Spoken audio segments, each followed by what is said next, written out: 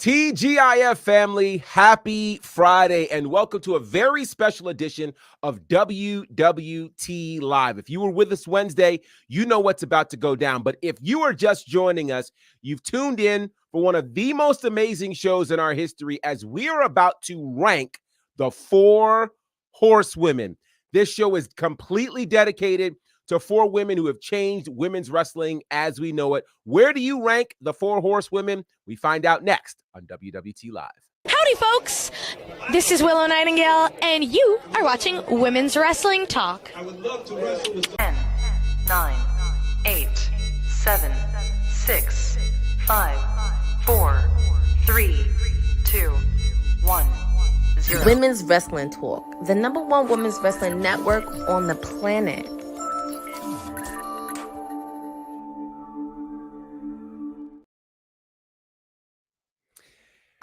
Good Friday, good people. Happy Tuesday. Tuesday. It's Friday. Don't mind me. I'm a little off because I'm just super pumped about what's going to happen today. And you are locked into a very special edition of WWT Live as part of Women's Wrestling Talk, the #1 women's wrestling network on the planet. My name's Gerard Bonner. You can call me GB, Teflon G, Professor, whatever you feel like calling me. And today, I am so pumped about this show. Let me just tell you, of all of the shows we've done, and at this point we've done over 300, I may be the most pumped about this one, as this show was organically birthed. If you came for our normal news, I don't want to disappoint you. There's plenty of news to talk about, but we promised you on Wednesday that we were dedicating the entire show to talking about the Four Horsewomen. We'll get into how we got here in just a few minutes, but I want to bring my esteemed panel, who ironically were the same people who launched this discussion about a week ago. So I'm really excited that we're going to dig into it. Joining us first, of course, is the newly elected official of all things Women's Wrestling Talk. He is your official councilman. Councilman Farrow's in the building. How are you, Councilman? I'm doing outstanding today, Professor. How about yourself? I am doing swimmingly well. I am so excited about today, and I imagine you are as well. Yes, I am. Me and my team have worked diligently for the last 3 days here in the war room, getting our facts, our debates, and our points ready for this great debate, or even as Dylan had said, these iron topics. I really like that phrase Dylan threw out last time. I am so prepared, and I can't wait to jump in. I love it. Also joining us, I don't think the boss lady would be upset with me saying this, but I'm going to call her the lady of the house. She rolls with us. She has those honey pot predictions. And of course, later on tonight, you will see her in her SmackDown watch along, and she's about to reveal something. I have no idea. I'm going to be as shocked as you are. Ladies and gentlemen, Wrestling with Honey is with us, or so I think. Oh! Well, wow. She won. She wins. Good afternoon, good evening, happy Friday to you all. Is that Honey Banks over there? Yes, I am the ghost of Mercedes past Honey Banks, here to represent on Women's Wrestling Talk. I hope you're ready. So should have saved that for last. Oh my God. Oh, she is the CHO. I like this. The CHO. Wow. Yeah, you won. You didn't even start talking. You win. You win. Well, this will be interesting. I don't know how he's going to follow this, but he is our other elected official here in all things Women's Wrestling Talk. This is going to be good. I don't even know what to expect at this point. But the mayor of all things Vice City in Parkerville is in the building. Sed is here. Sed, how are you? He's muted. This is the irony of this. I When he left, he's gone. He's gone. Yeah. That was actually the wrong link. See, this isn't just the mayor of Vice City. You three are now entering the court of the EST. Okay. And we have our documents and files I like it. I'm putting cases on everybody for the slander I've heard in the past week. Yes. I'm giving honor to God, but we here to go to work. Let's go. Let's go. Clearly, I'm underdressed. Likewise. Oh, man. I will tell you this right now. Whenever TK sees this, she's going to lose her lunch. I am certain of this. This is going to be fantastic, and I am super pumped. Shout out to everybody in the chat, and the chat is going crazy right now.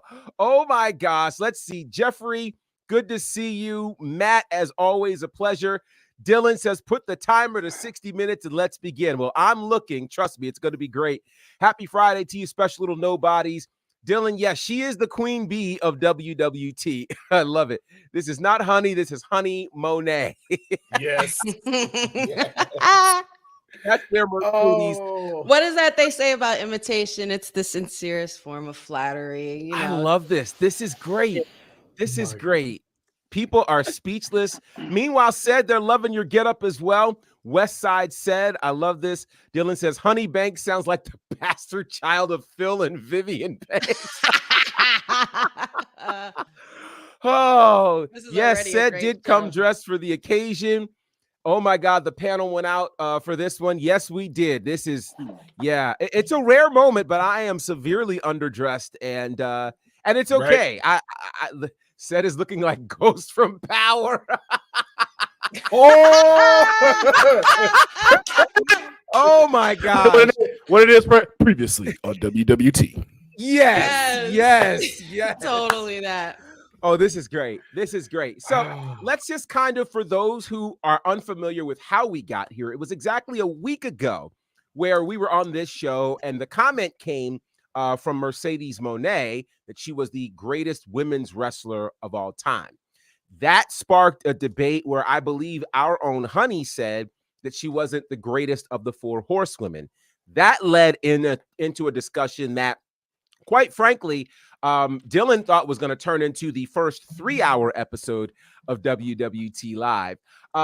Instead, it has turned into its own separate episode, completely dedicated to the Four Horsewomen of wrestling. And so in case you don't know who we are referencing these ladies: Becky Lynch, Sasha Banks, now known as Mercedes Mone, Charlotte Flair, and Bayley. So before we get into our debates in terms of where we are ranking the Four Horsewomen, and obviously we want to hear from you guys in the chat once we get to the ranking, because we're not there yet, we first want to kind of lay out some groundwork relative to the accomplishments and contributions of each of these women. All four of these women have spent a significant amount of time in the WWE and in the sport of pro wrestling. Some of them have served outside of the WWE prior to coming there and even after leaving there. And they all have made significant accomplishments and an impression on the world of women's wrestling and wrestling as a whole. So with that said, we're going to get into the discussion about the Four Horsewomen of wrestling. First up, we're going to give the floor to the mayor, said, as he begins to talk about the accomplishments of the man, Becky Lynch. Oh, I thought it was Charlotte. Oh, I'm sorry. Oh, yeah. You're doing Charlotte. Forgive me. So Becky then belongs to the councilman. Is that right? Yes. All right. The councilman will begin his conversation about Becky Lynch. Yeah, let's start off with Becky Lynch, man. First, as you know, somebody who was trying to find their footing in NXT of the Four Horsewomen, not typically seen as going to be the promising superstar that she became. And so thus we talk about now going from just regular last kicker to the man, big time Bex. And as we say, man, her accomplishments probably as long as my arm, and I got a big wingspan. All right, man, you're looking at 82 inches over here. All right. Wow. First to be in one of the first ever main events for a woman in a triple threat match with Charlotte Flair, Ronda Rousey at WrestleMania. Not only that, becoming one of the first women to hold both titles, as called, of course, 2-belt Becky as well, not to mention a Triple Crown champion within Becky Lynch being here. Raw, SmackDown, and the tag team titles. A Royal Rumble winner and competing twice in that Royal Rumble. All right. Coming out, winning, and being able to go and become greatness, as well as Raw tag team, SmackDown champion, and then as well taking on dope legends such as Trish Stratus, Lita. Not only that, though, her great accolades outside of the squared circle. Of course, consistent awards from Sports Illustrated, Wrestling Observer Newsletter, CBS Sports, Pro Wrestling Illustrated, and now a New York Times best-selling author with her book, and of course, a fantastic mother. We always got to include that whenever you want to throw there. And of course, marrying one of the arguably one of the best wrestlers right now in the game, the architect Seth Rollins himself. There's so many other things you could name on this list for Becky Lynch, but just know when the accomplishment roll comes out, it's hitting the floor and it's rolling all the way to the other side of the room when it comes to the man, Becky Lynch. All right, so that's a look at Becky Lynch, who certainly has been quite the figure in WWE and a big part of the Four Horsewomen. Boza says he likes the timing of this as Becky prepares to take a vacation, for sure. And then she was coming off of a 6.5 year hiatus. Yes, indeed she was, and we'll certainly be getting into that over time. Next up is the mayor to talk about Charlotte Flair. I'll be very simple with this. This is the most decorated woman of all time. You cannot tell the history of women's wrestling without Charlotte Flair. Now, on top of being the most decorated, there's a lot of first in her. She's the most successful, having 17 championships total in the WWE. Record time women's championship, record time SmackDown women's championship. The only of the four, only woman at all to actually hold every title that's been a women's title, including the Divas title, which we know is now discontinued. The only former Royal Rumble winner. And many would say for Charlotte Flair that if you just look at her makeup as an athlete, she might be the most athletic in WWE, including men. So Charlotte Flair, with all her accolades, things like that, and she's still going. That's the beauty thing about Charlotte Flair. When you look at the history of WWE, WWF, NXT, she was probably the golden child of the bunch of the Four Horsewomen, the one that everybody saw the promise in, and she took the ball and completely ran with it, elevating the brand, elevating the women's revolution to new heights. But I think her legacy as a whole is how decorated she is as a champion, becoming a first women's main event as well.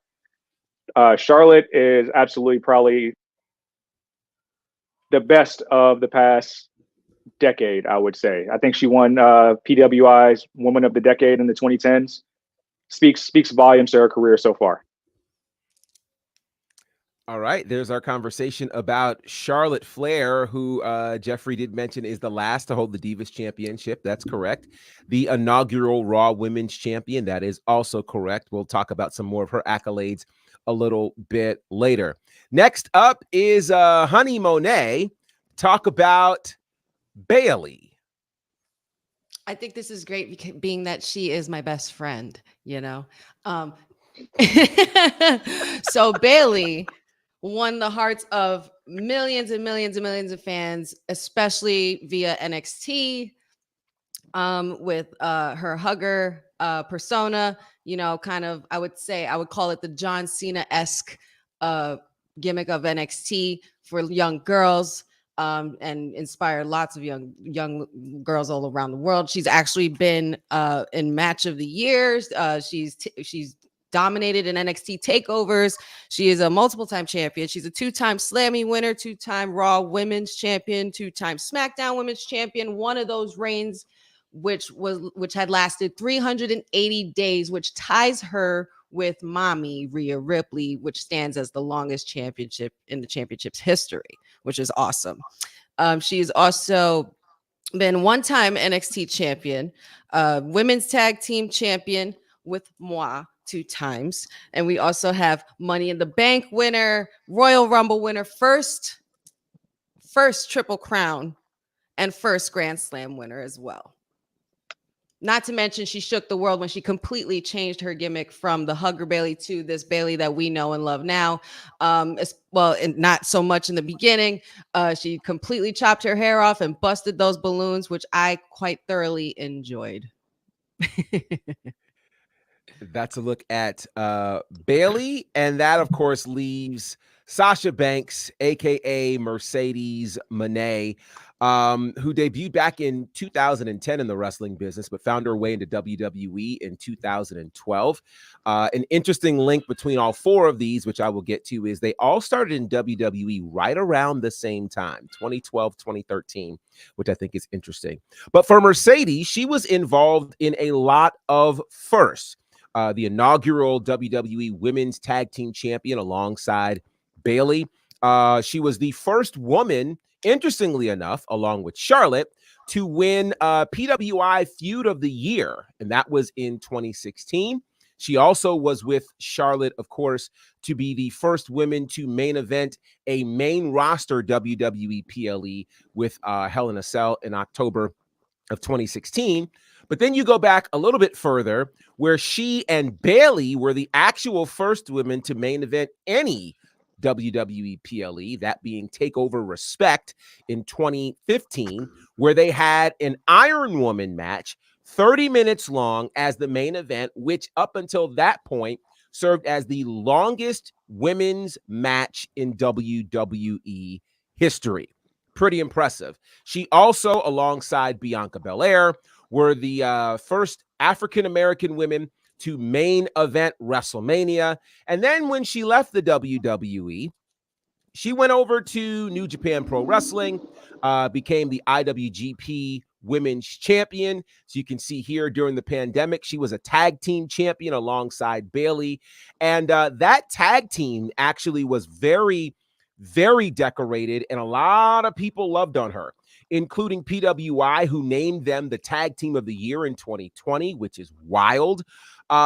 She also was called Wrestler of the Year by the folks over at Busted Open in 2020. 2020 was a very big year for her. Of course, she goes into 2022 as a tag team champion, chooses to leave the WWE. That's when she shows up in New Japan in 2023, winning their women's championship.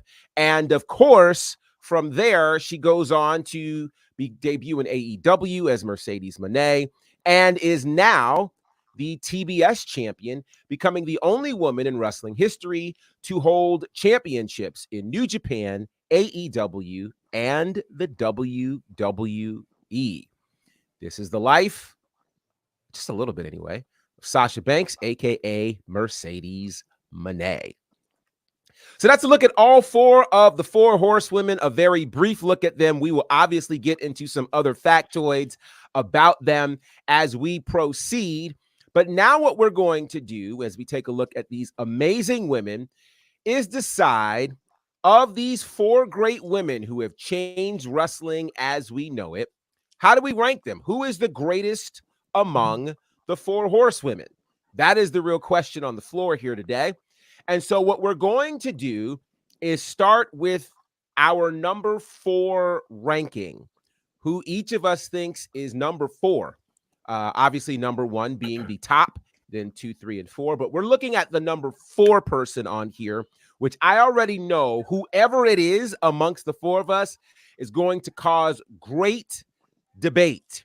And so before we get into this debate, I just want to have a bit of a disclaimer to remind everyone that we love everyone here at Women's Wrestling Talk. We love all women from every space. We love what these 4 women have contributed, and it's very special what they've done. So what we are about to say is in no way discounting what they have contributed to the sport. Instead, we are literally ranking them amongst the best of these 4, given all that they have accomplished, and will obviously allow everybody to explain how they arrived to where they arrived to. But now let's get into it. Who is number 4 on your list for the 4 horsewomen? I don't know where we should start, but I guess we'll start with with wow. The councilman's got papers. So let's start with the councilman. He's got his papers first. So, councilman, who are you considering to be number 4 on the list? Let me lean my glasses in like this as I get ready to read the files here. What we've picked. So my team over here, and we're currently at the building of Yeetropolis right now. We had an amazing time with Jay Uso last night. Our number, the way we've based this off of is not to discredit any of these women, but we like to deal in realities. And some of these realities are going to be a little bit harsh. It does go to their accolades, but it also, again, has that caveat. And our number 4 selection in Horsewomen is Charlotte Flair. Now, although Charlotte Flair is the most decorated champion, to Cedric's point, 17-time champion, let us be real. Most of her title reigns are pointless. Charlotte Flair has more championships in history, but let's face it, 10 of her reigns lasted under 100 days, not making any of them really as memorable as some of the other horsewomen have had. Also, too, again, the most shortest and irrelevant. And then let's not also mention what defines a horsewoman. A horseman is someone who was a part of a bigger story and purpose to push along what's going on. As you would say, a revelation. And that's one thing that we know within the wrestling industry. You can never put yourself over the business. And unfortunately, there's been too many times where we've seen Charlotte Flair do this. And in some truths, where we've seen where it comes to as far as talent and an all-around perspective. Now, we will say, to the mayor's point, Charlotte is one of the best in-ring performers and athletes out of the 4 horsewomen. But when it comes to personality, let's face it, when she was in NXT, she was wildly overshadowed by Sasha Banks. Sasha Banks' whole boss personality overlooked Charlotte and made her a shadow over there, which also could lead to the reason why she may have had some animosity towards Charlotte. But let's look at some of the other things that she's done where she has, let's say, per se, chosen herself over the business. She ruined Asuka's main roster introduction. Now, we all know when it comes to being an unstoppable force and then eventually having to give back to the company and taking your L, the way you never want to do it because it will look bad towards fans is being tapped out. And unfortunately, Charlotte Flair tapped out Asuka and she never recovered after that. It really took her a long time to find her footing. Other people she's derailed. Rhea Ripley. Rhea Ripley was at the top of her game at NXT when she became the NXT Women's Champion, even to the point where she came in to say, hey, I've made this title so relevant that you should decide to choose this to be one of the main events for WrestleMania. And then what does Charlotte do? Chooses herself, buries Rhea Ripley in 2020. It literally took her 3 years for her to get her footing back to become mommy. Now, we could say that that may have helped, but it more looks to the point of where she derailed her along with other people like Carmella, Dana Brooke, who we know Dana Brooke just, what happened to her? Toni Storm and Alexa Bliss before taking her departure, becoming a mother and becoming a wife. Another thing for Charlotte. Charlotte would be said to be one of the best heels within the 4 horsewomen, but she was the worst babyface out of each of these horsewomen when they were baby faces within the WWE. Again, not a lot of personality. If you want to call it, and I know people finna get mad, she's the Bret Hart of the 4 horsewomen when she was a face.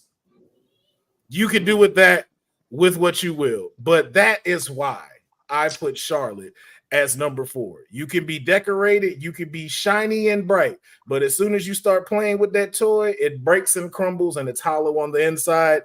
And that's how we feel about Miss Charlotte Flair. Wow. Already. Hot takes already. I am appalled. So then, let's see.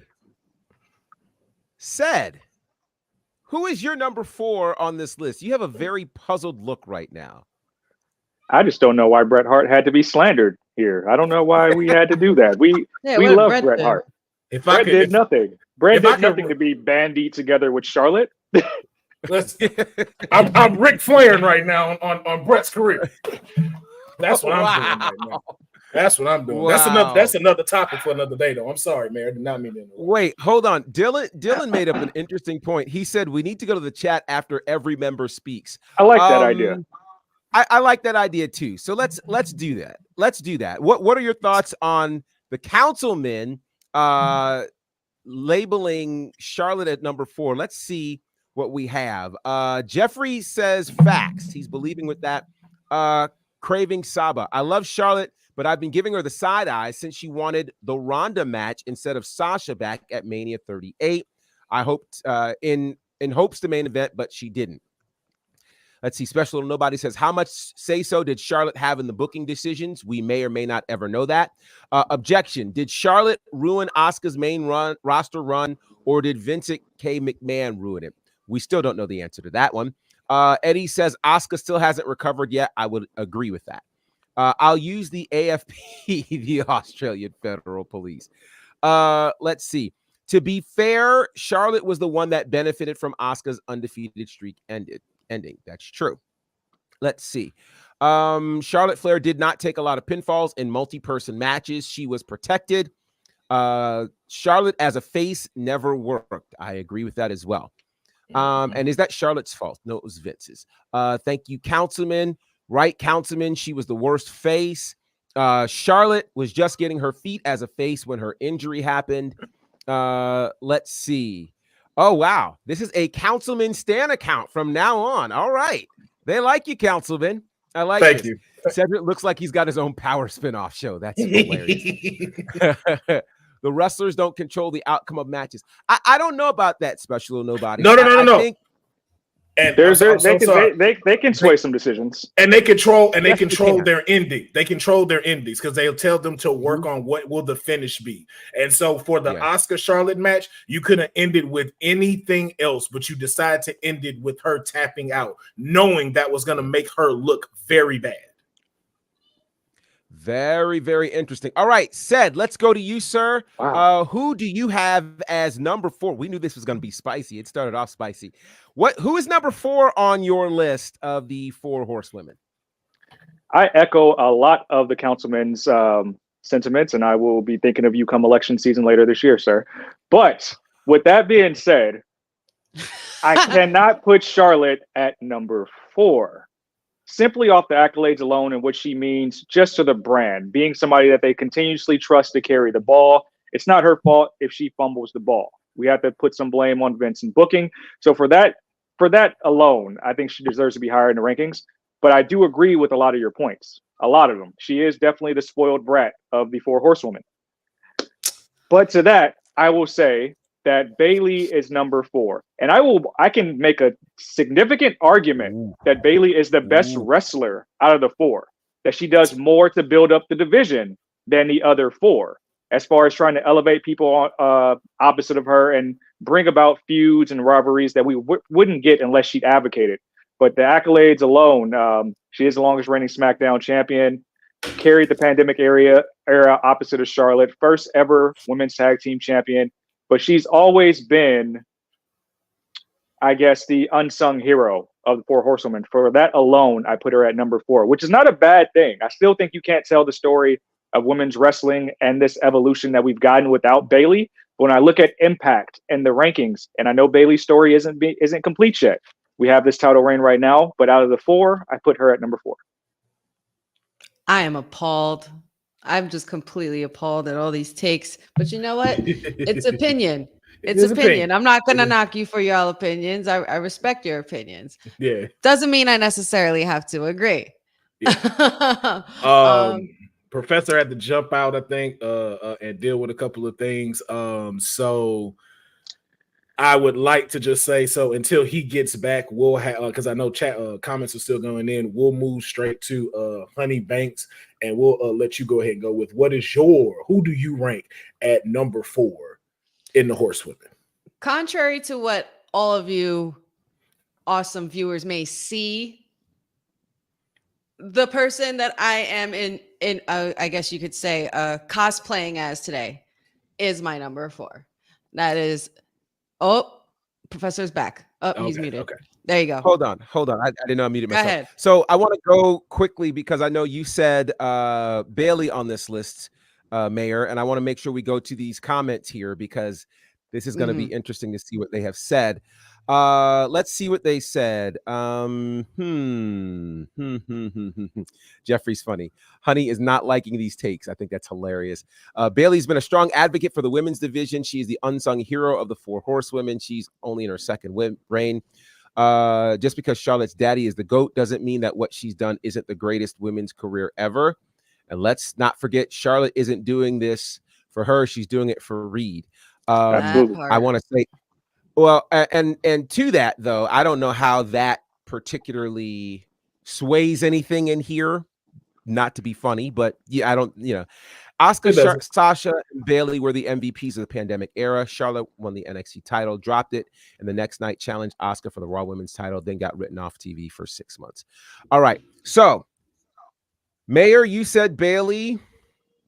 We got Charlotte here from the councilman. Now let's go to Honey Mone. Dare I say that? Honey, yes. Where are you on this? Who is your number 4?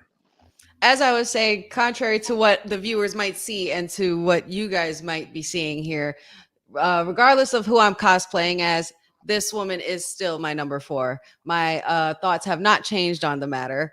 Sasha Banks will always be number 4 for me personally as the Horsewoman. Not to mention, I just want to touch on something that the mayor said specifically. You referred to Charlotte Flair as who said it? It was you? Yeah, it was you, Mayor. Charlotte Flair is the brat of WWE. I tend to disagree with that. THE, we're not disrespecting DABRAT, but THE. Well, guess what? Guess what? I regardless of what it is, I solely disagree with that because there's nobody brattier than Miss Sasha Banks. I mean, she's walked out on the company. That's saying a lot as far as the Horsewomen. Just saying, no, just dropped everything without any kind of word or any kind of explanation to the fans, to corporate, to other superstars. I may have heard her chances going forward. Not necessarily so, obviously, being that she is now the highest paid women's wrestler. But like I said also earlier this week, contracts don't make you great. Championships, wins, your in-ring workability, and how you present yourself is what makes you great. And I would have to put Sasha Banks at number 4 for that. Literally for that, because who's to say she won't walk out on another company again just because she doesn't get what she wants? You know what I'm saying? You didn't see Charlotte Flair walk out after a loss. You didn't see Becky walk out after a loss, and you didn't see Bayley walk out after a loss. So you want to talk about brats? Yeah. I'm not going to deny Sasha's talent. She's always been talented. She's always been great. She's had lots of moments, but I would not and also there was something you said last week or earlier this week, that every single match that the Horsewoman has had, their greatest is with Sasha. Not true. Totally not true. I stand by that. And I feel you, brother. But I totally don't think that's true. There's so many more matches and so many more reasons why the other Horsewomen deserve to be put up front and forward of Sasha Banks. So that's just moi. And that's my story. Can I retort real quick? Because I see Eddie saying that we still don't know why Mercedes left WWE. We absolutely do. It was the booking of the tag team championships not being platformed in an era where they wanted to make the titles relevant. We know exactly why. And just to counter the whole walking out on your job, I don't think anybody here, if they're getting mistreated at their job, will stay in a place where they don't feel welcome in regular life. So we can't hold people to these higher standards in entertainment when they're not being treated as they feel they are performing the efforts of their job. I certainly would quit a job if I'm not getting my just due. And I'm just a regular everyday person. 2 times she's done it in certain instances. She done it Stone once Cold when Steve she Austin has walked did it- out before. There's countless other wrestlers in history that have walked out before. Sasha did not set a precedent for WWE by doing that. No, not at all. But as far as the women, Brat. Number one, Brat. Let's see what some of the people are saying. The only thing I will say before that is we have still not gotten from Mercedes' own mouth the real reason she left. And so everything that's out there is up for speculation. And at this point, this month marks the 2-year mark since she has been gone. So let's see. Special Little Nobody says temper tantrum Banks. Wow. Jeffrey says, I always liked Mercedes Sasha from the get-go. And then he gives his order in Bayley, Becky, and then Charlotte. Let's see. Boza says, honey is right. Every time the world hasn't revolved around Sasha, she throws a tantrum. That's why it'll be interesting to see when Mercedes has her first tantrum in AEW. Very interesting. Corey Graves nailed it when Sasha attacked Natty after SummerSlam on Raw. I want to remember what he said. I don't remember what he said, but I'd be interested. Craving Saba says Sasha's had 5 Raw title reigns. 4 were less than 3 weeks, and 1 was 8 days. If they told me I'd lose to the 2017 version of Alexa 8 days after winning the title, I'd do more than walk out. I'm sorry. Wow. Okay. Let's see. Eddie said we don't know why. Dylan says that's Cap. I think that's hilarious that he's saying that. She threw the toys out the cot and had a tantrum. Wow. Let's see. I want to add. Go ahead. I'm sorry. I want to add one more statement to my reasoning for Sasha also being number 4. Out of all the 4 horsewomen, because I've done some extensive research in the last 48 hours. Of all the 4 horsewomen, Sasha Banks has the highest loss percentage as well. It's got to count for something. It's got to count for something. I mean, I know wins and losses aren't everything, but in this case, out of all 4, and you're the highest percentage of losses in WWE out of them, yeah, that's saying something. And she's from Boston. Oh, wow. I love this, Dylan. Dylan says, I'm down with the youth, Professor. I love it. Hilarious. I'm down with the youth. I'm down with the youth. Crazy Taba says, in her chronicle, Sasha said she left the first time because she didn't want to wrestle anymore or something along those lines because of the Paige situation, bad booking, and losing her passion.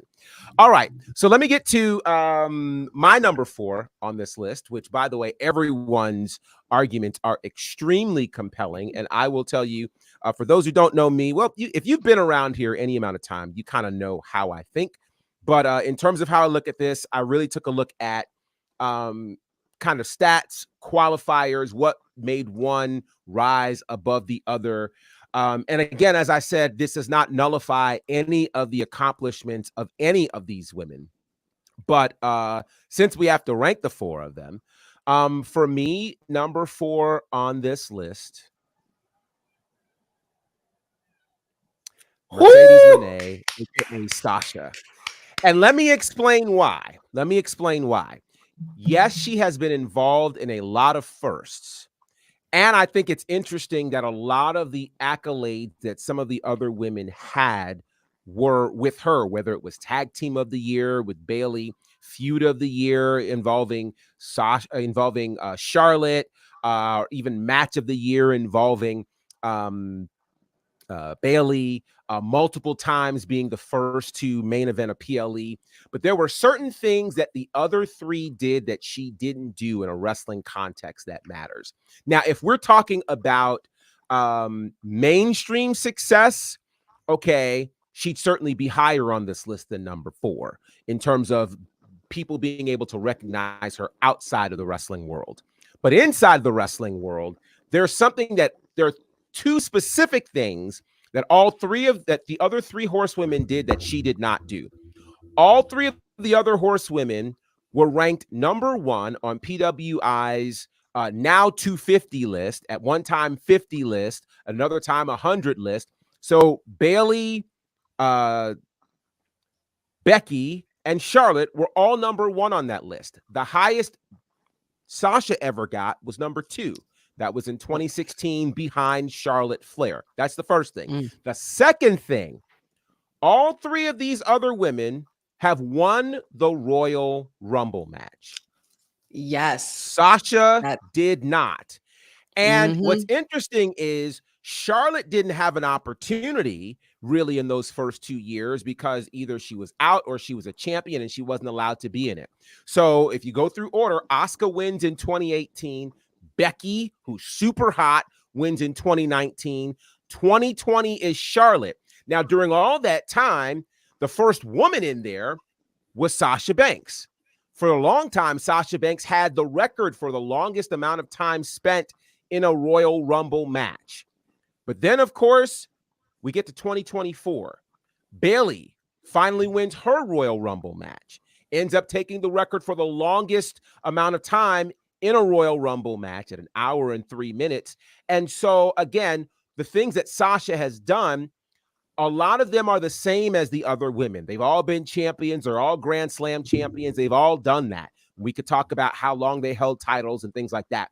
But a Royal Rumble match is a huge accomplishment, a massive accomplishment. And to think since 2018, 1, 2, 3, 4, 18, 19, 20, 21, 22, 23, 24. So there have been 7 women's Royal Rumble matches since 2018, and 3 of them have been won by horsewomen. The only one that did not win one is Sasha Banks, and she was in several of them.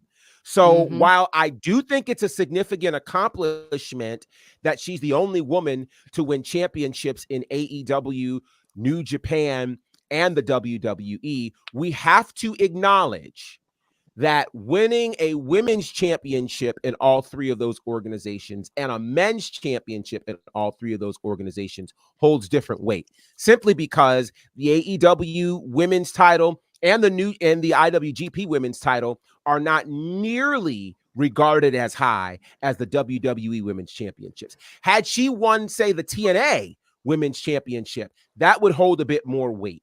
But New Japan's women's title is barely even talked about. We talk more about the strong women's title than we do the IWGP women's title.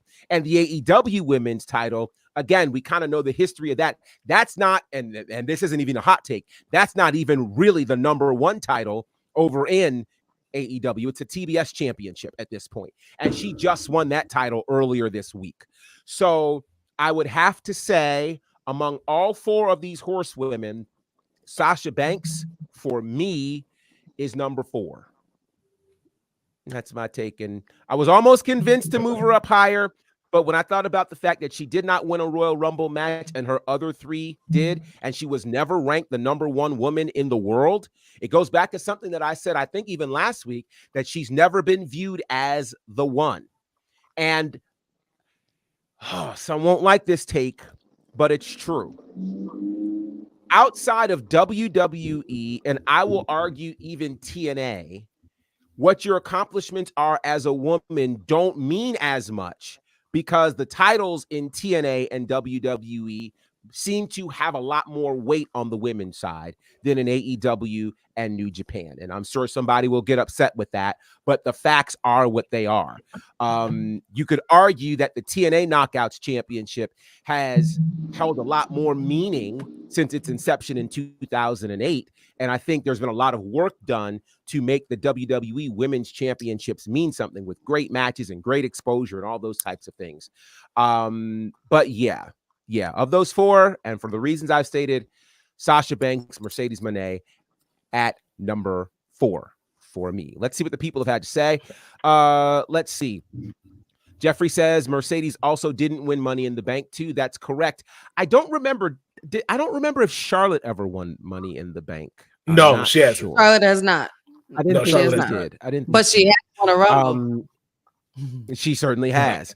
Let's see. Boza says fake TK wanted Sasha because New Japan's Mercedes was so over that it wasn't funny. I wish she brought the New Japan Mercedes even down to her music. I will admit her music in New Japan was probably her best theme song. I'm not a fan necessarily of the CEO piece. And yeah, okay. Especially when nobody says, I love Sasha Banks. I'm still warming up to Mercedes. And I totally get that.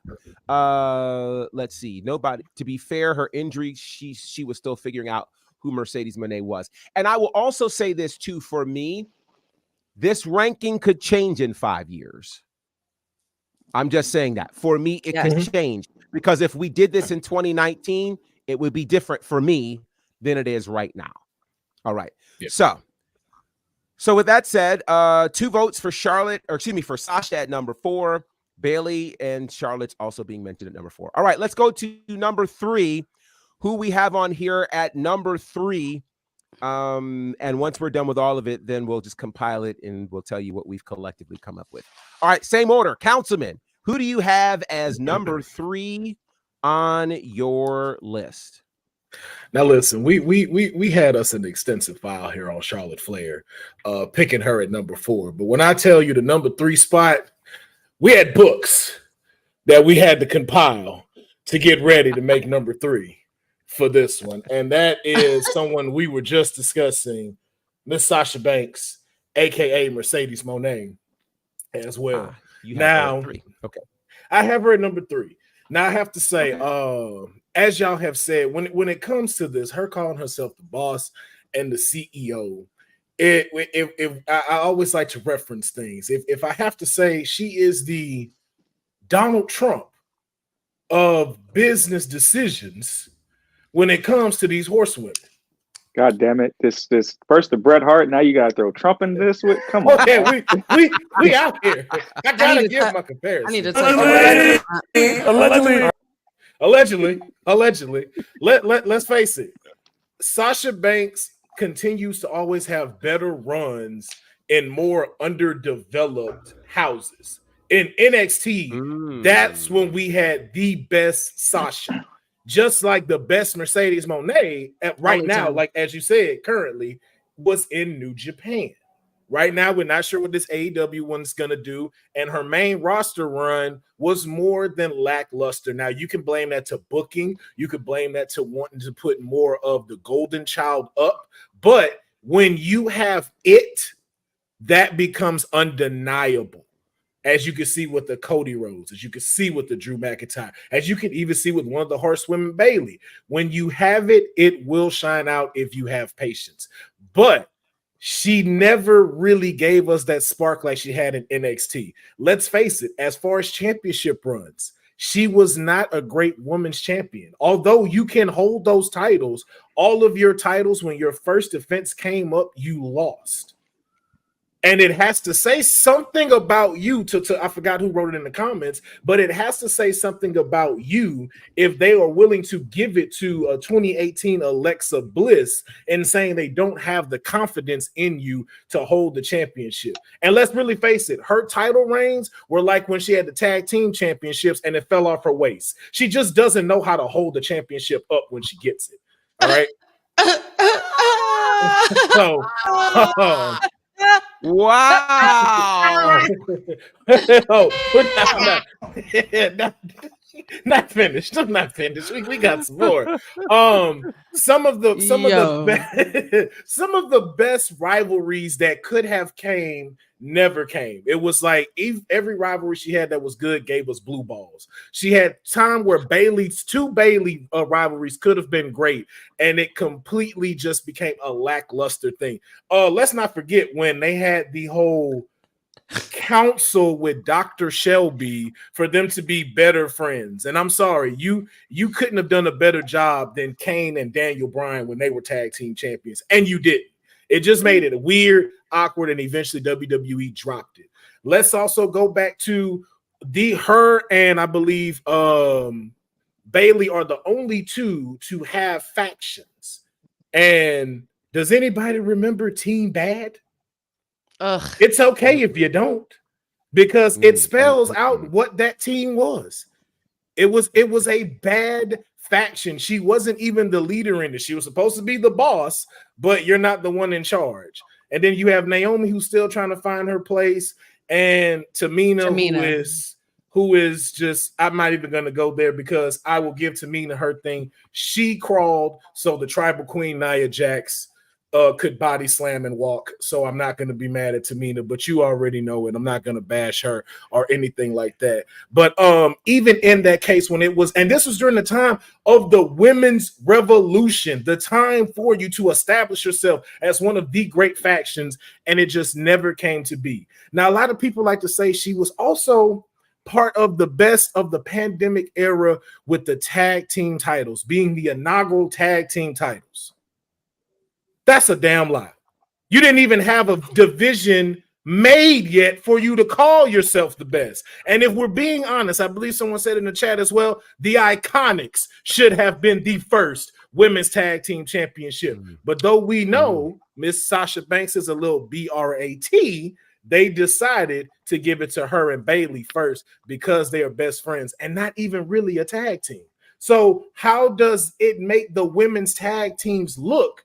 It makes them look bad like we're seeing now. When's the last time we've seen a real women's tag team be the tag team champions? It's always now, you set the precedent of two major superstars having to come together to be the tag team rather than developing an actual division, which again, unfortunately falls on both Sasha and Bayley because of that. And even in your second reign when you had it, I'm not sorry, but Kabuki Warriors were better than you as tag team champions.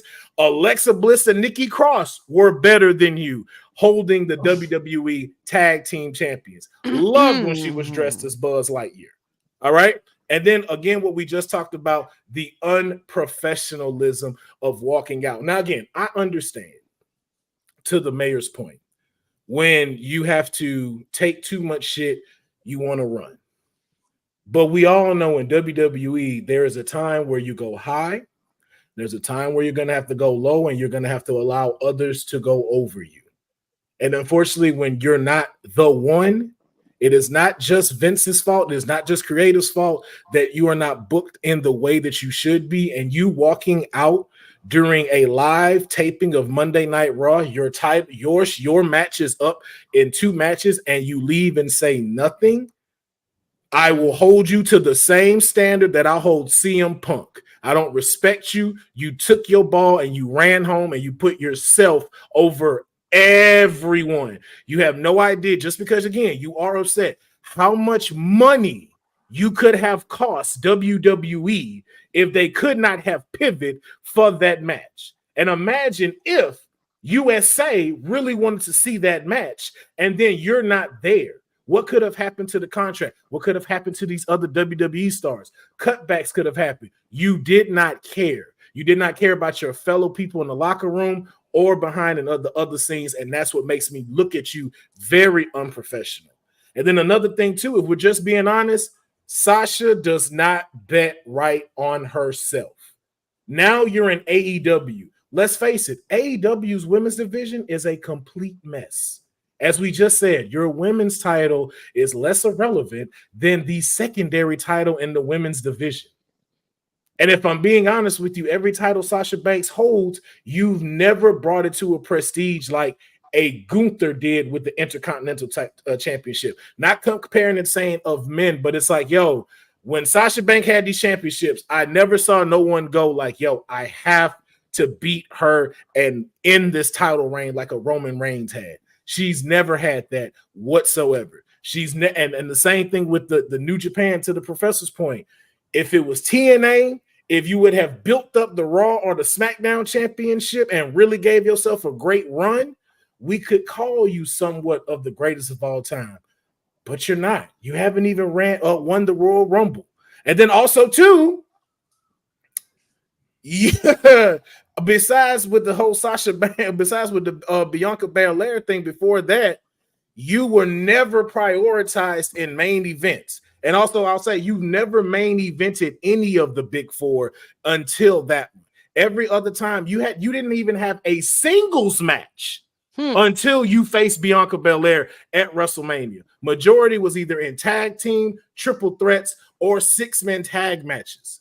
You have never been the full spot of the big four. PLEs is what they call them now. And so again, that's why I have to say you can't be considered the best, or even the best in the horsewomen. And that's why I say Sasha Banks sits at number 3, even though, like I said, she has had great accomplishments, but this is just some of the harsh realities that we have to deal with when it comes to Sasha Banks, aka Mercedes Moné.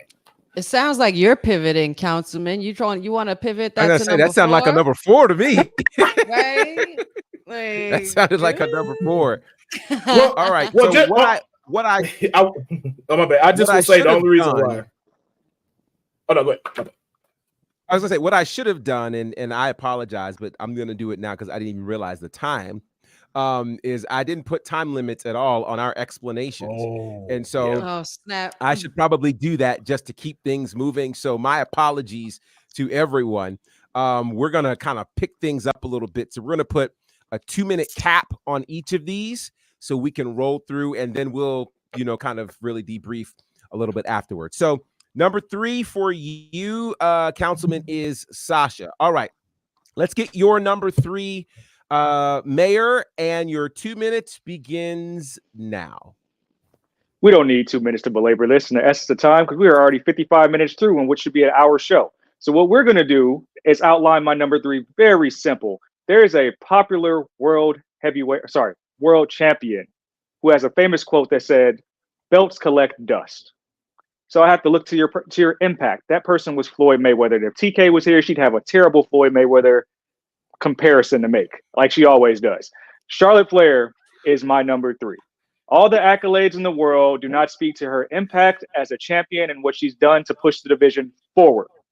In fact, I can make several arguments that she's done more to hinder the women's revolution than push it forward to the next generation of stars. We've already talked about ending Asuka's streak and how that pretty much killed Asuka on site. We can talk about the feud with Toni Storm that ultimately forced Toni Storm to quit the company, go to AEW, and now she's on one of the greatest runs that we've seen in the AEW women's history. For that alone, Charlotte Flair, despite all the accolades, despite being a genetic freak of an athlete, doing things the right way, and pretty much getting out of the label of her dad's name, number 3, when you talk about the Four Horsewomen. Wow, 45 seconds to spare. Impressive. All right, so Charlotte, for you. All right, honey Monet, let's see what you got here. Who is your number 3? Your 2 minutes begins now. Again, as I said, contrary to what you might see visually, doesn't mean it reflects my feelings. Sasha's number 4. It only makes sense. She's always right behind her bestie. Bayley's my number 3 for a number of reasons. Not to mention, I couldn't stand the balloon Bayley. Though I think that her and Sasha Banks's tag team run was very lackluster. I felt like it took the wind out of Bayley's sails, especially after Sasha left. And I felt like it was kind of difficult for her to find her footing. And hence now, she was, this year she was the forgotten Rumble winner and the esteemed favorite to win at WrestleMania and become the champion to defeat Io Sky. But I feel like every time, anywhere that Bayley is, Sasha's right behind. So I just feel like it's always been neck and neck between those two. They were also tied for Women of the Year, I believe, somewhere. They were tied for Sports Illustrated Women's, I think, or something like that. Number 8 or something from what I saw. I have so many notes here that I'm looking at. But Hugger Bayley.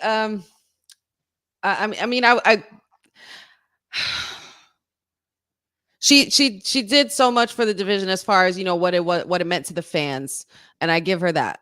But the only reason why these two, not the only reason why, but a lot of the reasons why these two are my number 3 and 4 in the first place is because of my number 1 and my number 2. So I would have to go into my number 1 and number 2's accolades in order for everyone to see the big picture as what I've got going on with this list. So, but long story short, Bayley is my number 3, and Sasha's 4. Like always, There you did it with you find birds of a feather flock together. All right. Well, then I'm going to put myself on the clock here for my number 3, which I'm sure you guys will find to be very, very interesting. My number 3 is Charlotte Flair.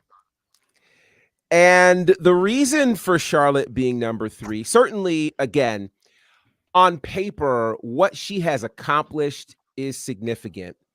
But I think with that said, for me, my other 2 have accomplished more. And, when you get to, so for instance, I have a thing about when people, stack how many championships you've won, 14-time women's champion. Well, my issue with her father, Ric Flair, was if you were a 16-time champion, that means you lost the title 16 times.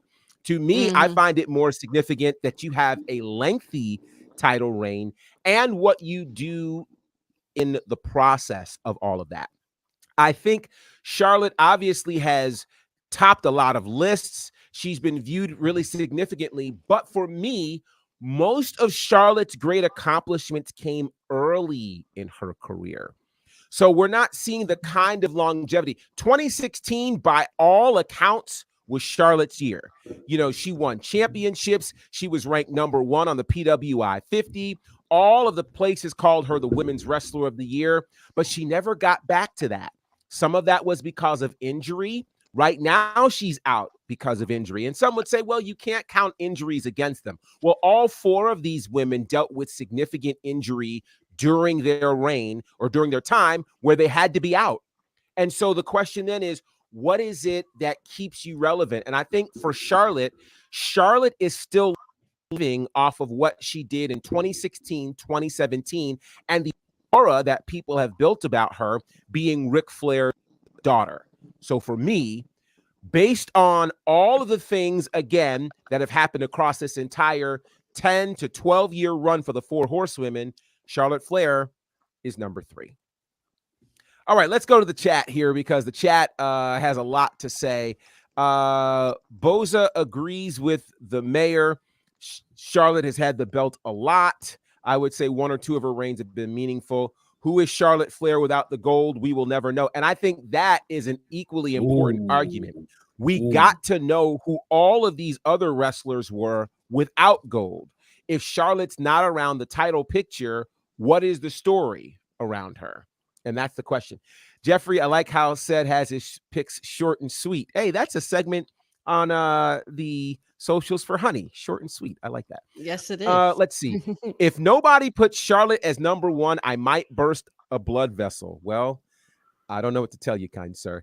Let's see. Sorry, Boza Boza had Bayley at number 3. She's underappreciated in the women's division. Let's see. Hugger Bayley got flat in 2018, 2019. And I think that's what made her reboot even more significant. Her reigns in the last 3 weeks. She played hot potatoes with the women's championship with Mercedes. And that was the other thing I was going to say. I think Charlotte Flair, the story for Charlotte has historically been, can she beat her father's accomplishments of 16 title reigns? That has nothing to do with elevating a division or anything else. It is a stat, for lack of a better term, that we're trying to pad. And I don't know that that's a good thing. All right, let's go to number 2 on the list. This is interesting. Yeah. All right. Number 2, we got 2 minutes for this. And Councilman, we will begin with you starting now.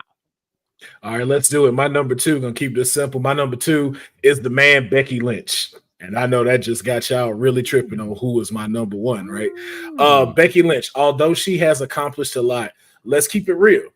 Same thing as you said, it's hard when it comes through when you have to look at the other side. One, let's start off with her first thing when she became champion in 2016. Becky Lynch was not ready. Her character wasn't fully developed just yet. And again, why she lost to someone like Alexa Bliss, who was red hot and should have been the first SmackDown Women's Champion. But being, of course, in the Horsewomen, you get that kind of, stability a little bit more. Let's be honest. One of her biggest rivalries she had was Ronda Rousey, and it was very lackluster.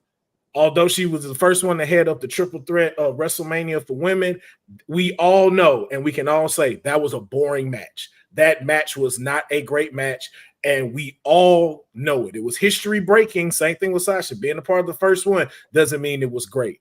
Let's face it, too, with the picture that's up, the Becky 2 belts was not a great run.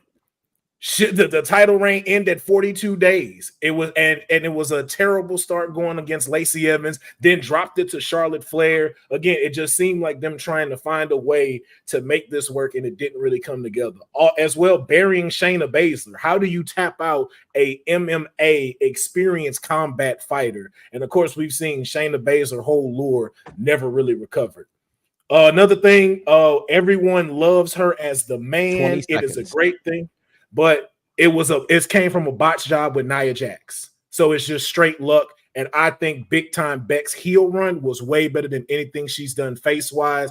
And that even to now is something that it hinders her because they haven't found a way for her to find her footing as a face. And that's all I got to say about that. All right. And we hit 2 minutes right on the spot. All right. Becky. All right. Said, here we go. Your 2 minutes begins now. This is your number 2. We can keep that same image on the screen, but I'm not going to be here and slander Becky. So I think Becky is probably the most impactful woman of all time when you talk about the WWE sphere. That imagery of her standing on top of the ramp before Survivor Series after attacking Ronda Rousey is going to be one of the most remembered images of all time with the broken nose. That created the man persona that we see today. And it's not her fault that in certain parts of this run of the man that she was probably overbooked or probably overutilized. But I will say what Becky Lynch has done for the women's division is remarkable. And what she's done is push it forward by giving other women a chance. Very vocal, she puts her money where her mouth is. When she says she wants to wrestle other women, she gives them a platform. Now, these women might not always go over, but the Tiffany Strattons, of the world, there's other NXT superstars and other people lower on the card, the Tegan Noxes. She's given all these people chances, which people in that position in the past have not really done that for the women's division. So while she's at the top, she's the one person I see trying to elevate other people with her to curate a better environment for all, while having the lengthy title reigns, while being a crossover star, getting ESPN interviews and the talk show host interviews and things like that. Becky Lynch has done more in this brief time than many women of all time in women's wrestling. So I will say, while the beginning NXT, when she was the Irish last kicker, she's a huge overachiever. But with that overachieving, she's done a lot more than many could have. That's why she's my number 2. All right. Becky Lynch, number 2. All right. Honey Monet, let's find out who. Ooh, wow, this look on your face is telling. I know. All right, let's me and Councilman are gonna have to discuss the future of our tag team relationship because I feel the type of way. Oh wow, wow. Well, let's find out who your number 2 is, and your 2 minutes begins now. Going right into it. Number 2 is Charlotte Flair. Number 2 is Charlotte Flair for me.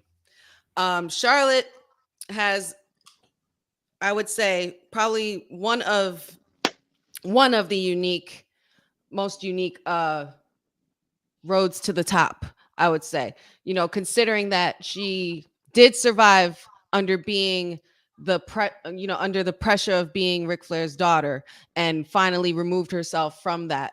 Now I consider Charlotte Flair not Ric Flair's daughter. Ric Flair's her father, putting it that way. Charlotte Flair has definitely made a name for herself. She did this all out of love and out of tribute to her brother, which is a beautiful thing. And I think a lot of people sometimes forget that she did this for Reed. So it was like a happy accident for her, but she did it with such intention and she did it with such grace to the point where she definitely climbed and escalated the women's division in her own way. Just by, I understand the power of the name. Everybody gets that part. That's the most obvious. But Charlotte Flair is the diamond in the rough. She was one of the few women that I saw when I did see her in NXT that I didn't think she was going to be this. I didn't see this coming. I thought that they would have tried to push it a little too hard and it would have backfired on her. But the fact that she came up a rough diamond out of concrete or rose out of concrete and has completely continued to push the boundary and move the needle in the women's division. She's had stellar matches. She's a phenomenal athlete. There's just nothing left to say. I understand the face thing. Charlotte face wasn't so great, but guess what? When she became heel, it was a whole nother animal. And now I think she should be forever the queen heel because that's just her vibe. And she is literally the best. And she's the final boss of the women's division in some cases, I would consider. But for some of those many reasons, Charlotte Flair is my number 2. All right, there we are. Number 2, Charlotte Flair. All right, I will share my number 2, and I will go on the clock. And I'm gonna go on the clock right now. All right, my number 2 is Bayley.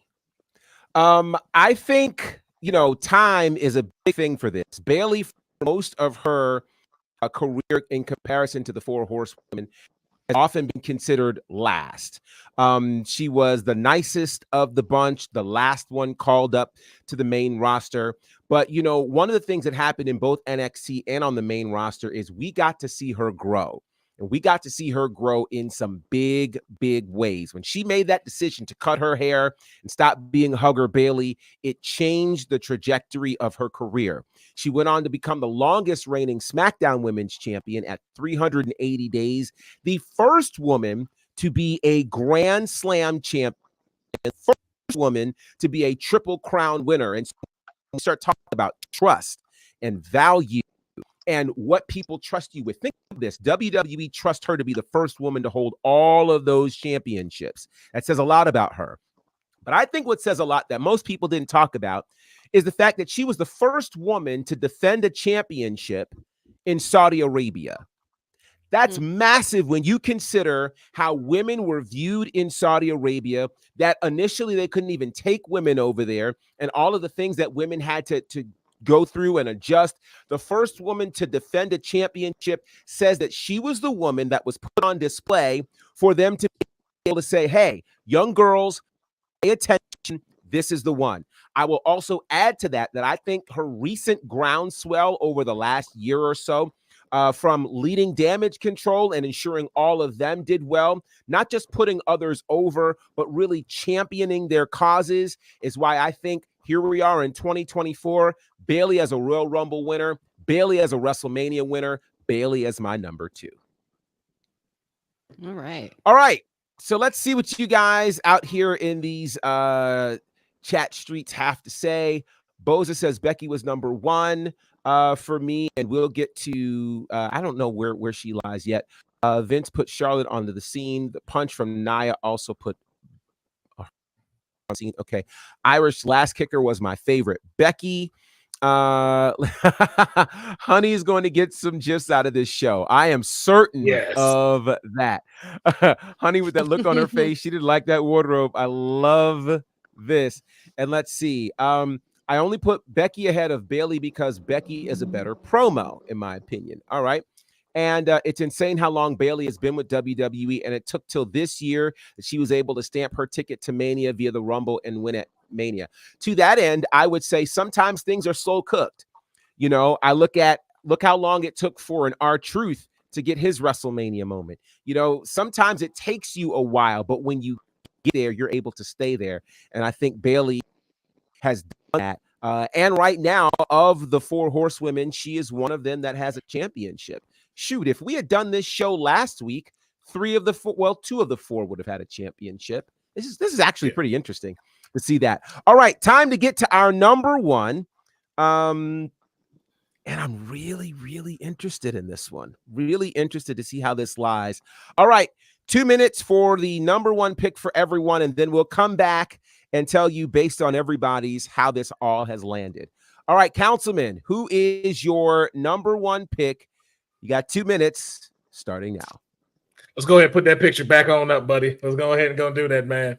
My friend Professor Bayley is my number 1 in the Four Horsewomen. Why? Because the Four Horsewomen is a stable in WWE. This person has been a stable since the beginning. Now, we talk about Sasha Banks walking out when she was being fed shit.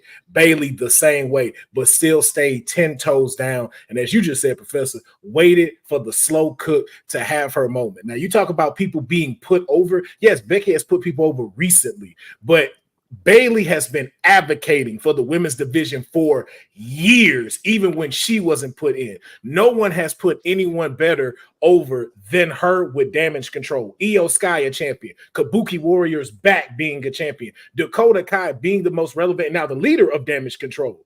One of the best to put over. Not also to mention, she's had some of the best matches in all of these women combined. Also, too, in putting someone over, she was the start to Asuka's reign as NXT Women's Champion when she gave it to her at NXT Brooklyn.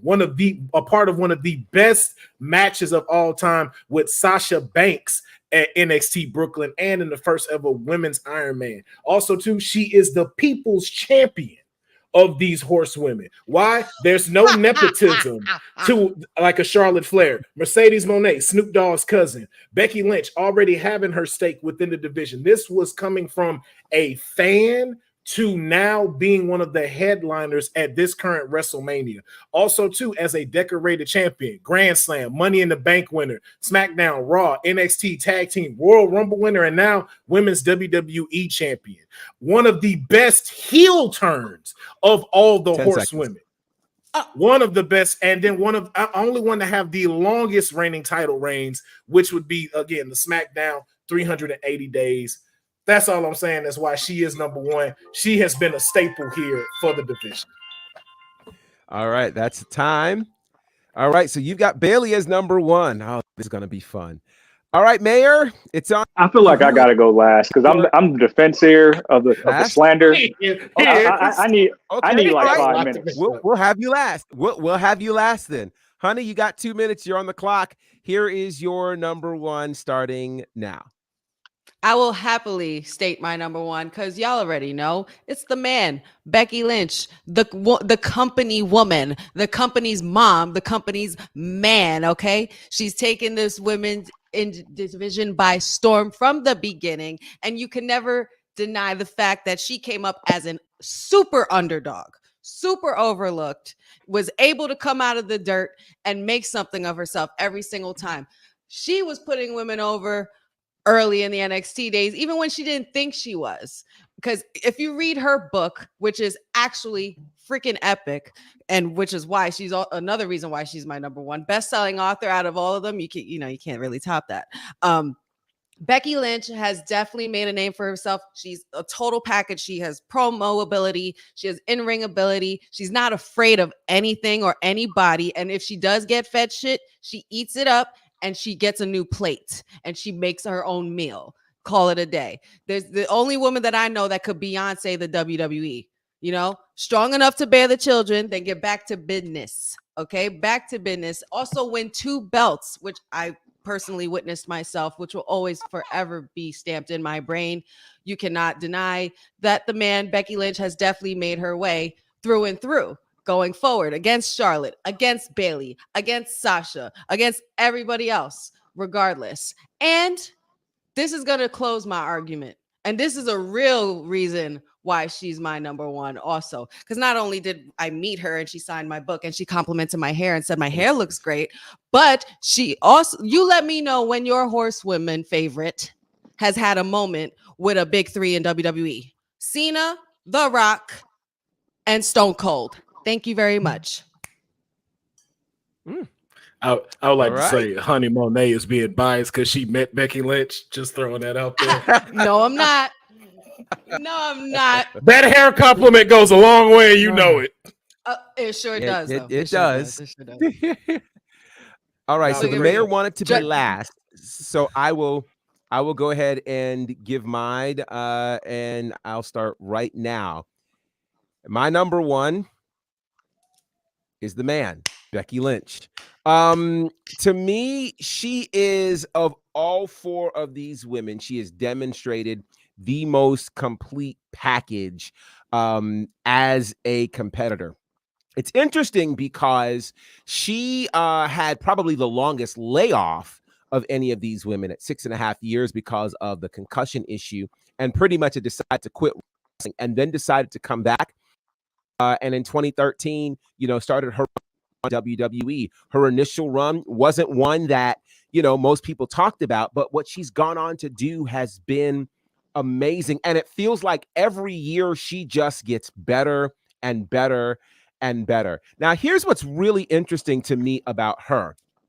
We've talked about what she's done in the wrestling world, and we often talk about Sasha relative to, what's going on in the mainstream, but we miss a lot of the mainstream things that Becky did, whether it was starring in the Marine. Most don't know that her entrance music actually played every time the San Jose Barracuda hockey team score a goal. They play her music. That's really significant when other sports are doing that. She's acted in Young Rock. She also appeared in Billions, and she was on a number of TV shows representing the WWE. The Weakest Link, Celebrity Family Feud, Celebrity Jeopardy. When WWE gives the call to do those kinds of things, you are mainstream recognizable. So all of that on top of everything. And then on top of it, she was supposed to go on vacation and says, "No, I'll come back and hold your championship until you get somebody ready."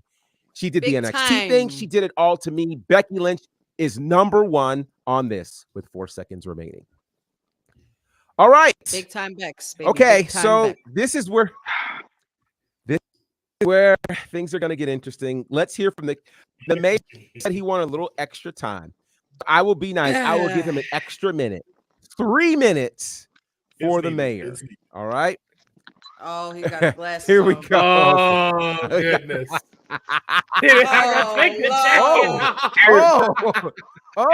Here's my problem with this whole debate of the past week is because wrestling fans, to quote Daniel Bryan, you guys can be entitled. You guys can be fickle, where you judge a person's character, but you don't judge the facts. And the fact remains that the person you guys ranked last put all of your faves on. All of them. There would not be a women's revolution or Four Horsewomen without Sasha Banks. Look at many of the first. Sasha Banks, first woman to go wrestle in Saudi Arabia but in front of fans against Alexa Bliss. Sasha Banks, first Iron Woman match. And I guarantee you those NIL superstars in the PLC are watching that takeover match versus Bayley and Sasha Banks. The first ever Iron Woman match. First ever Hell in a Cell match. Who was in it? Sasha Banks. Now that I think about it, your other Four Horsewomen that you think so highly of in their Hell in a Cell matches against Sasha Banks. First African-American woman to main event WrestleMania across Bianca Belair. Also, I can argue that Sasha Banks has helped elevate more people than your faves. When we talk about pushing the division forward, Sasha was always on her back for the likes of Becky's, Charlotte's, Bayley's, elevating those names to greater heights while taking the shit that she should be taking and not walking out the company that you guys so eloquently speak of. Now, let's get to some more facts. I like facts. We talk about the Saudi Arabia. She also main evented Saudi Arabia, I believe, in the the women's tag team titles as well. But we talk about mainstream. I can probably walk outside right now and talk to your everyday American, and they don't know who the other three are, but they know Sasha Banks. We talk about mainstream appeal. We talk about Disney, The Mandalorian. We talk about being Forbes 30 under 30 just months ago. The woman left the company to go to New Japan, and they created a division and a title for her. Now, we know how it panned out, but we can't say that it wouldn't have been great. But that strong open women's championship was for Miss Mercedes Moné. Now, one thing that you guys overlook, because I'm a historian, I know the professor's going to like this. We always talk about the lore of what would happen if all these women competed at WrestleMania, right? Well, I don't know if you guys knew this, but it happened before. NXT TakeOver Rival. You know who won? You know who they chose to win the match of the Four Horsewomen? Sasha Banks. So it blows my mind that you guys can take somebody and tear them down so much when she's given you so much of her career, and she just said, "Hey, I just want to be treated what I'm worth." Now, Councilman, let me talk to you real quick, because you said something that I absolutely absolve, and you said Team Bad was bad. But do we talk about Team Bella at that era? Do we talk about Team PCB or the sorority sisters, whatever they called themselves? No, people remember Team Bad, though, because it had staying power. Sasha Banks has done more to elevate women's wrestling internationally. AEW champion, New Japan champion, IWGP, has the accolades in WWE, was the longest until Rhea beat the record, I believe, in the Royal Rumble. Didn't win the Royal Rumble, but that's because of booking. Why do you guys think that Triple H tried so hard to get her back? The booking. The booking. He tried so hard to get her back, to treat her the right way. And that story's not untold yet. Sasha Banks should be number one for if anything, the people that you love, she put them on. They are successful because of their matches with Miss Banks. I would like to fact check. Becky was getting championships in Japan way before Sasha was even brought up in NXT. Hello. And I like. We don't remember those. We don't remember those. We don't remember Team Bad either until I brought it up. Wow. And I'd also like to fact check who said that they created the strong division because of Mercedes Moné. Like they did not have other women wrestlers in New Japan. Maybe the WWT championship just came months before, and they created the strong championship because they signed Mercedes. Maybe call it the Crybaby Championship. Wow. So this is interesting, and I'm just gonna look at some of these. Will says Cedric Jobs is in the building. TED Talk Welton, I love it. I see why Ted went last. He's smart. Submission sorority for life. Said you might be convincing. Sasha Banks wouldn't be 4 in most eyes if her title reigns went longer. Well, and if she wasn't such a botch fest. So, oh my. All right. So, based on how everybody has ranked them, I have written down and kind of scored to see who ends up based on what the 4 of us said. And here's how it shakes out in terms of the 4 horsewomen in our ranking. Number 4 on this list, based on what we have all said, is Sasha Banks. Numbers don't lie. The numbers don't lie.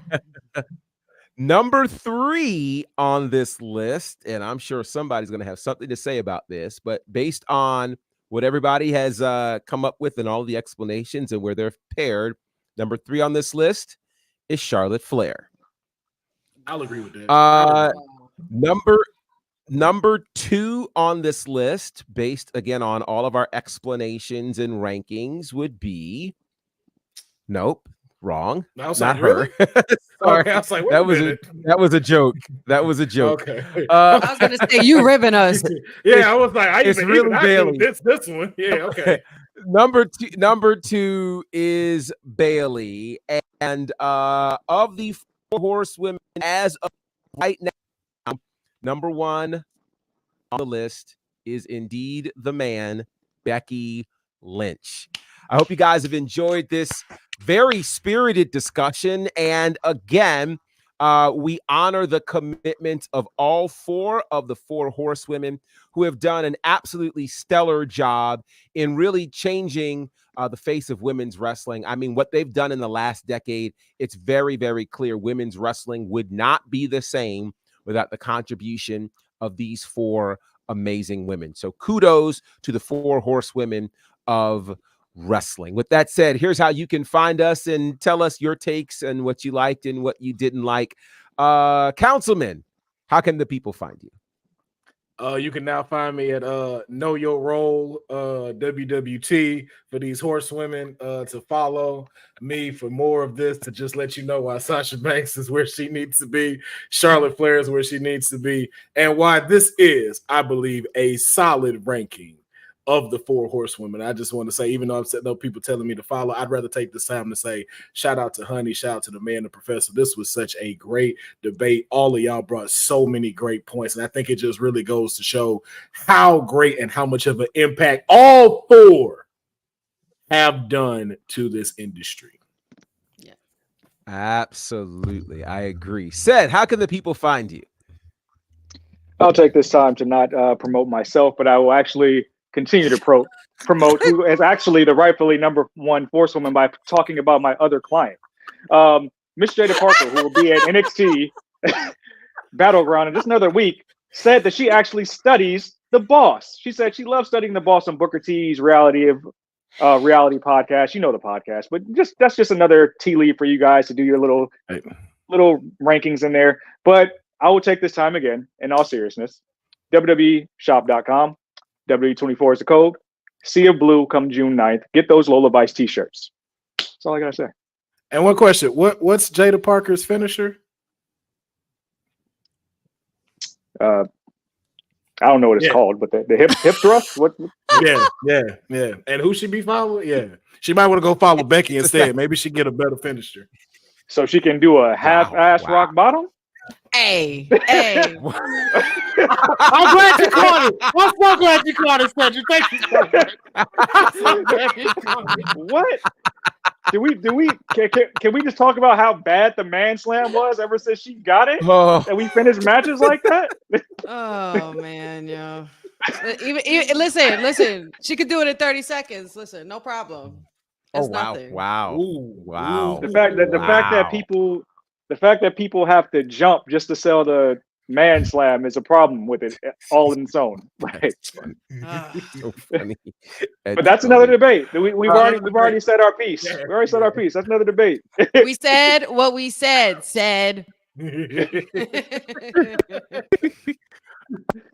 Honey, I guess we should just go to any closing words since, yeah. Sure. I'll definitely do that. But first, of course, I'm going to thank all of you guys. This was such a fun debate. Shout out to everybody in the chat. Love you guys. Glad you guys liked the little get up. Wanted to surprise you and get a little pop out of you guys, which is awesome. I can't wait to see the editing that Dylan does with this. It's going to be great. But you guys know where to find me. You can find me here Monday, Wednesdays, and Fridays, especially double time on Fridays here with WWT Live. Just don't forget, right after this, we're going to be getting ready for our SmackDown watch along, where we are going to be crowning and having a coronation ceremony for our lovely Queen Nia Jax, the queen, tribal queen of SmackDown. And let's see, TikTok Wrestling with Honey, Instagram Wrestling with Honey, Facebook Wrestling W Honey, Wrestling with Honey podcast on YouTube. And I could also name 5 matches that Becky was in that didn't have Sasha Banks that were bangers. Prove it. Wow. I'm about to write articles. Trish Stratus at Payback 2024, WrestleMania 38, Bianca Belair, Charlotte Flair at Evolution, WrestleMania 35, where the creation of Becky 2 belts was, and NXT Women's Championship match versus Tiffany Stratton. Yo, that Women's Evolution with Flair, that was fire. That was a fire. It was actually voted match of the year as well. So yes, it was. That's a great match. I would throw in her match with Lyra Valkyria for the NXT Championship. That was also a banger. And yeah, Becky has some great ones. Hey, I want to shout out just all of you guys. Thank you for being a part of this. Thank you to our chat for being so heavily involved in this. And I want to throw this out there. I'm just taking all sorts of liberties on TK's show, but I like this concept. And so if there is another topic, if you guys want to hotly debate, let us know. And I think we might even take, I don't know if one Friday a month or something to do something very specialized to this, where, we talk specifically about this and we debate and we have a good thing, because I think this is absolutely epic and I loved every minute of it. You guys know where to find me, but if you don't, just go to Bonnerfied across all the socials and you can find everything you can possibly need there. This is the end of May. I can't believe it. So that means the month of June is going to be very, very busy for a lot of people. And so we'll be getting into all sorts of great things happening in the month of June, but make sure you're following us at WWTalkPod. In fact, maybe you should tweet us or tag us in just kind of what you think or what topics you'd like for us to have a WWT Live kind of debate. And we'll do it. And Dylan, you're right. You're already in June. That's hilarious. Already in June because you are. Yeah. That's great. That's hilarious. So again, shout out to all of you guys. You're following us at WWTalkPod across all the socials. Honey said, you guys, just the look, man, next time we do it, I will clearly step my game up. Councilman, you killed it. This was just absolutely fantastic. So thanks to everybody in the chat. Make sure you share this episode with people because it's a special one. And I can't wait to see how people feel on the replay and the like. So thank you guys again so much for being a part of what we are doing here at Women's Wrestling Talk. It is the #1 women's wrestling network on the planet. Shout out to all 4 of the Horsewomen. All I know is they're doing the money dance in the street. Nothing else. Where the car lot, they still because some of us Doing the money. Well, Osprey been doing the money dance every day, nonstop. That's all I know. because some of us are reading books and stuff.